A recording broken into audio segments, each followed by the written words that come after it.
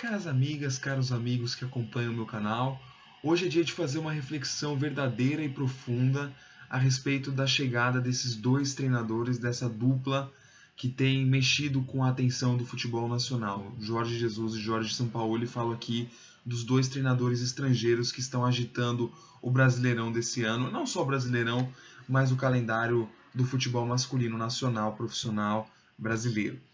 O Jorge Jesus e o Jorge Sampaoli são técnicos que tiveram uma história na Europa, mas vale destacar, e esse é o ponto do vídeo principal, que a chegada deles aqui no Brasil tem que provocar um choque de realidade na torcida brasileira, e aí a gente tem que buscar um pouco da história para entender também o que está por trás de tudo que está acontecendo, né?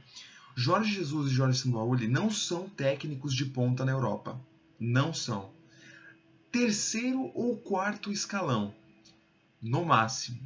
O Jorge Jesus iniciou sua carreira vitoriosa de treinador em 2008 apenas, apesar de ser um técnico já com bastante idade, né? Tem mais de 50, 60 anos. Ele iniciou sua carreira como treinador de verdade em 2008, assim, de verdade, assim, um time grande, né? De Portugal, que foi o Benfica. Ficou 2008 até 2015 e venceu 3 campeonatos portugueses. Essa foi a grande passagem do Jorge Jesus pelo Benfica. Ele foi eleito o 8º melhor treinador do mundo, um ano pelo ranking lá da FIFA, coisa que o Tite, por exemplo, já foi eleito o 5º melhor treinador do mundo, em 2013. Então não significa muita coisa. E aí depois ele foi para os Emirados Árabes, enfim, mas a melhor parte da carreira do Jorge Jesus foi ter ganho 3 campeonatos portugueses pelo Benfica, em um campeonato que tem 2, 3 times, né? Você tem o Benfica, o Porto, o Sporting. Se tentar buscar algum outro ali vai ser difícil, né? No campeonato português. Aí você pega o Jorge Sampaoli, que fez um bom trabalho à frente da seleção chilena, fez um trabalho razoável à frente do Sevilha, e quando chegou na seleção da Argentina, protagonizou um dos maiores papelões da história de um técnico em uma Copa do Mundo, nessa Copa do Mundo 2018. Poucas vezes eu vi cenas tão patéticas para a classe de treinadores do mundo mundial quanto o Sampaoli pedindo para o Messi para substituir o Agüero ou outro jogador que estava jogando em campo. Quem não lembra dessa cena, procura na internet. Sampaoli pede para Messi para substituir. E assim, perdeu completamente o controle do grupo. A tática argentina era uma bagunça absoluta. Tanto é que o grande treinador argentino de hoje, que é interino, né, tá conseguindo dar uma arrumada nesse baderna que estava a Argentina do Sampaoli e de seus antecessores também. É bom a gente destacar, não é só um problema do Sampaoli, mas o Sampaoli fracassou com todas as letras capitais e maiúsculas durante seu trabalho na seleção da Argentina.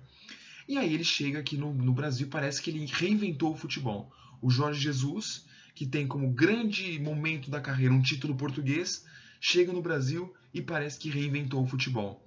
Ou seja, a gente está pegando técnicos que estão sendo descartados na Europa, trazendo para o Brasil, ou na Europa ou em algum nível de cenário internacional relevante, trazendo para o Brasil, e esses técnicos estão inventando a roda, estão reinventando o futebol brasileiro, né? Ou estão mostrando ao brasileiro como é que realmente se pratica o futebol. E aí vem por uma outra fase que o futebol brasileiro vem passando e que poderia estar sendo muito mais bem aproveitada, que é essa transição da geração de técnicos. Nós tínhamos uma geração de técnicos vigente, que é a geração de Abel Braga, de Muricy Ramalho, de Cuca, de Tite, essa geração mais antiga, né, de técnicos brasileiros, que era uma geração que estava claramente ficando obsoleta, né? O Luxemburgo entra nessa geração também. O Tite se sobressaiu, foi para a seleção brasileira, merecidamente. O time de 2015 do Tite, acho que jogava quase tanto ou tanto quanto esse time do Flamengo, com um elenco bastante inferior a esse elenco do Flamengo, e foi merecidamente para a seleção. E aí entra o outro fator. Nós tínhamos essa geração de técnicos e nós tínhamos os seus auxiliares, em geral, que eram, né, de uma geração mais nova, de cerca de 30, 40 anos naquele momento. Hoje devem ter 40, um pouquinho para cima. Estamos falando de Alberto Valentim, estamos falando de Jair Ventura, de Fábio Carille, de Zé Ricardo, treinadores que ou eram auxiliares desses técnicos ou eram treinadores da base dos times comandados por esses técnicos. Houve uma certa influência nessa mentalidade e me parece que a gente aqui no Brasil perdeu a esperança que tínhamos de que essa nova geração de treinadores brasileiros florescesse como uma mentalidade mais moderna de jogo. É mais do mesmo. Você pega todos esses treinadores que eu citei aqui agora, qualquer um deles você poderia falar que é o Luxemburgo, se você não sabe diferenciar a idade, enfim.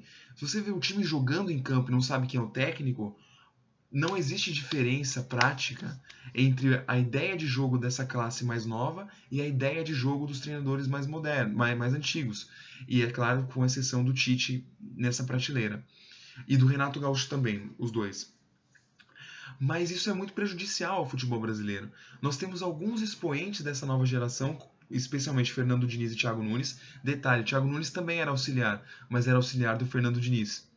Então o Thiago Nunes já é um auxiliar de um técnico que tinha ideias revolucionárias, modernas para o futebol brasileiro.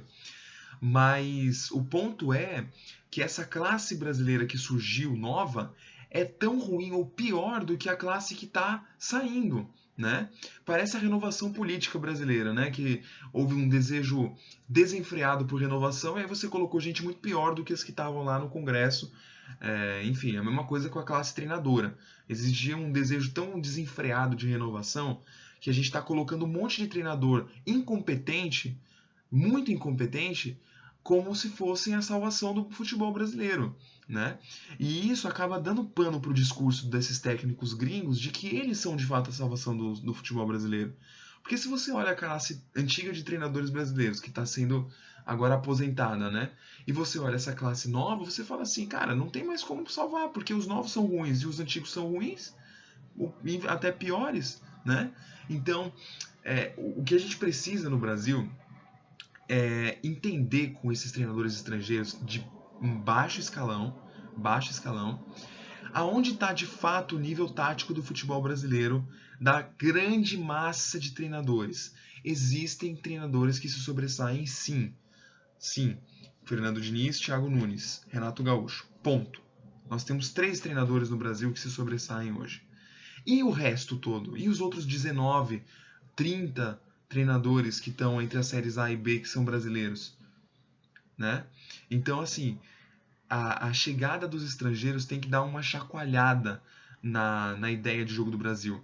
Muitas vezes a gente usou como muleta, esses treinadores brasileiros usaram como muleta para o seu fracasso internacional, que nenhum treinador brasileiro consegue treinar lá fora algum time de ponta ou minimamente competitivo. Eles justificavam esse fracasso internacional da classe treinadora brasileira por conta das certificações, né, das licenças, que a CBF não tinha autorização com a licença da UEFA, e é isso aqui. Só que aí você coloca 2 treinadores meia boca estrangeiros no Brasil e você entende o real motivo pelo qual os treinadores brasileiros não fazem, nem sequer são cogitados internacionalmente, porque eles são muito ruins. Forte abraço.